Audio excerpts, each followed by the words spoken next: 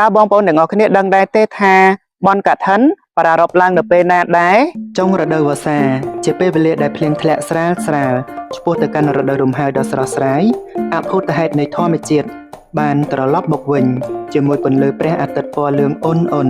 ដូចសរសៃសូត្រមាសបេះដូងខ្មែរស្ទើរតែលោតឡើងដោយអារម្មណ៍រំភើបនិងសុភមង្គលនេះហើយជាពេលវេលានៃការចងចាំប្រពៃណីបុរាណដ៏មានតម្លៃរបស់ជាតិយើងគឺពិធីបុណ្យកឋិនមានរយៈពេល29ថ្ងៃគឺចាប់ពីថ្ងៃ1រោចខែអាសត់ដល់ថ្ងៃ15កើតខែកដិកអាចនិយាយបានថាពុទ្ធបរិស័ទចាប់ផ្ដើមប្រារព្ធពិធីបុណ្យនេះបន្ទាប់ពីចេញព្រះវស្សារួចកឋិនកាលជារដូវនៃភាពរីករាយនិងសុភមង្គលបំផុតមួយដែលព្រះសង្ឃនិងប្រជាពលរដ្ឋខ្មែរទាំងជិតទាំងឆ្ងាយប្រារព្ធពិធីបុណ្យកឋិនដ៏អស្ចារ្យនេះទូទាំងប្រទេសកម្ពុជា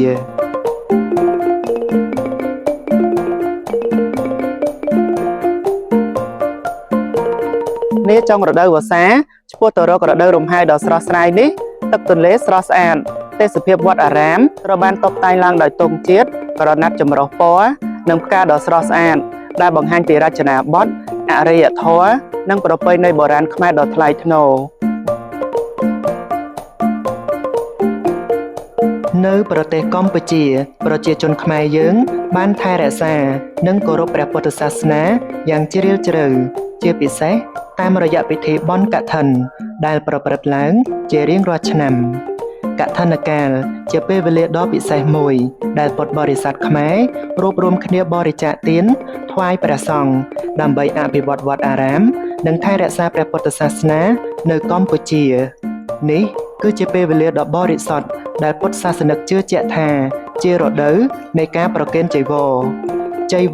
គឺសំដៅដល់សំពត់ឬស្បង់ដែលពុទ្ធបរិស័ទនាំយកទៅប្រគេនដល់ព្រះសង្ឃដែលគង់ចាំព្រះវស្សាក្នុងត្រីមាសអស់កាលនៃអាវាសនាមួយបុណ្យកឋិនជាពិធីបុណ្យដ៏ពិសិដ្ឋមួយដែលបង្ហាញពីអត្តចរិតសប្បុរសនិងសាមគ្គីរបស់ប្រជាជនខ្មែរ